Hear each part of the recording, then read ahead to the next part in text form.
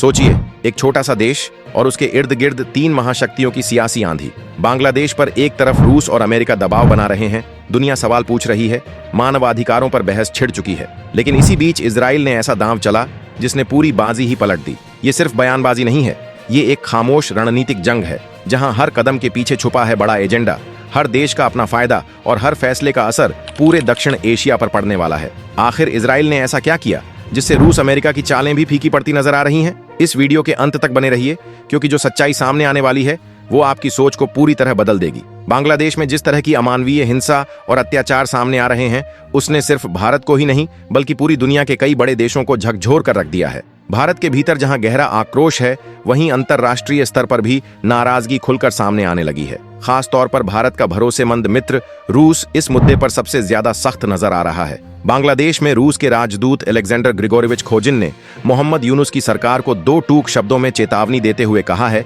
कि भारत के साथ बढ़ते तनाव को जितनी जल्दी कम किया जाएगा, उतना ही बांग्लादेश के हित में होगा। रूस ने पाकिस्तान के इशारों पर चल रही यूनुस सरकार को 1971 की याद दिलाते हुए साफ कर दिया कि उस वक्त भारत और रूस ने साथ मिलकर बांग्लादेश को आजादी दिलाई थी। अब अगर हालात पर जल्द काबू नहीं पाया गया तो रूस सख्त कदम उठाने से भी पीछे नहीं हटेगा।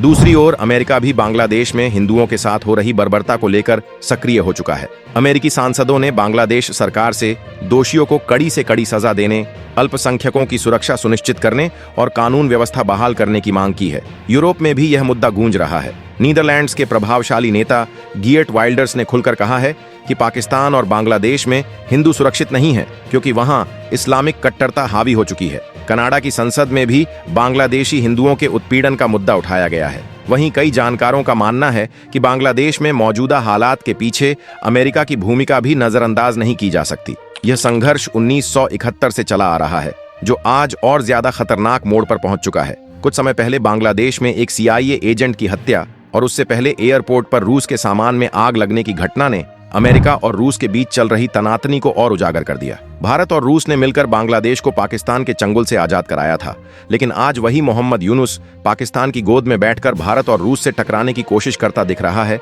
शेख हसीना के शासनकाल में पाकिस्तान और अमेरिका की एक-एक चाल नाकाम हो रही थी। वॉशिंगटन ने सेंट मार्टिन आइलैंड पर मिलिट्री बेस बनाने का प्रस्ताव रखा था, लेकिन शेख हसीना ने साफ शब्दों में इनकार कर दिया। यही ना उनके लिए सबसे बड़ी सजा बन गई। इसके बाद अमेरिकी डीप स्टेट ने बांग्लादेश के भीतर कट्टरपंथी ताकतों को मजबूत किया, माहौल बनाया और सरकार के खिलाफ सड़कों पर उबाल पैदा कर दिया। हालात ऐसे बने कि शेख हसीना को देश छोड़ना पड़ा और फिर अमेरिका पाकिस्तान के समर्थन से यूनुस को सत्ता की कुर्सी पर बैठा दिया गया। यूनुस के आते ही वे ताकतें खुलकर सामने आ गईं, जिन्हें शेख हसीना ने वर्षों तक काबू में रखा था। आज बांग्लादेश में जो हिंसा और अराजकता दिख रही है, उसके पीछे वही चेहरे हैं जो कभी शेख हसीना का नाम सुनकर खामोश हो जाते थे। सत्ता संभालते ही यूनुस ने भारत और रूस से दूरी बनानी शुरू कर दी और सीधा झुकाव पाकिस्तान व अमेरिका की ओर दिखाया। भारत से जुड़े कई अहम प्रोजेक्ट रोक दिए गए, रूस के न्यूक्लियर पावर प्लांट का काम धीमा कर दिया गया और यहाँ तक कि उसके सामान को आग के हवाले कर दिया गया। इसी बीच एक और सनसनीखेज मोड़ आया। जब PM मोदी चीन दौरे पर थे, तब खबरें सामने आईं कि रूस की खुफिया एजेंसी ने बांग्लादेश में एक CIA एजेंट को मार गिराया। चर्चाएं यहां तक पहुंची कि इस पूरे खेल में निशाने पर PM मोदी भी हो सकते थे।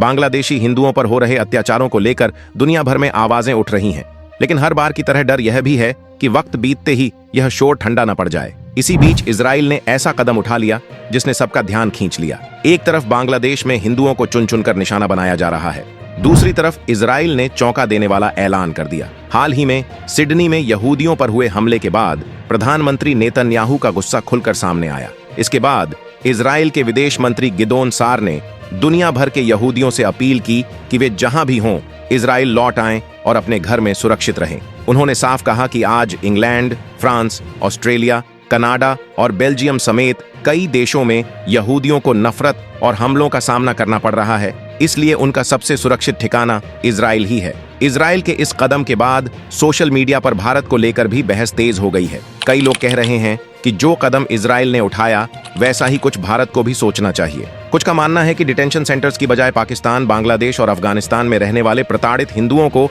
उनकी इच्छा से भारत बुलाकर नागरिकता दी जानी चाहिए। CA कानून के तहत 31 दिसंबर 2014 से पहले धार्मिक उत्पीड़न के कारण भारत आए हिंदू, सिख, बौद्ध, जैन, पारसी और ईसाई समुदाय के लोगों को नागरिकता देने का प्रावधान है। लेकिन इजराइल बिना किसी शर्त के दुनिया भर के यहूदियों को अपने वतन बुला रहा है। सच यही है कि इजराइल से ज्यादा सुरक्षित यहूदी कहीं नहीं, और उसी तरह भारत से ज्यादा सुरक्षित हिंदू भी कहीं नहीं हो सकता। इस वीडियो में जिन घटनाओं और चेतावनियों का जिक्र किया गया है, इन दावों की अभी तक किसी भी अंतर्राष्ट्रीय संस्था, संयुक्त राष्ट्र या रूसी सरकार की ओर से आधिकारिक पुष्टि नहीं हुई है। अगर आपको यह वीडियो सोचने पर मजबूर करने वाला लगा हो तो लाइक, शेयर और सब्सक्राइब करें। धन्यवाद।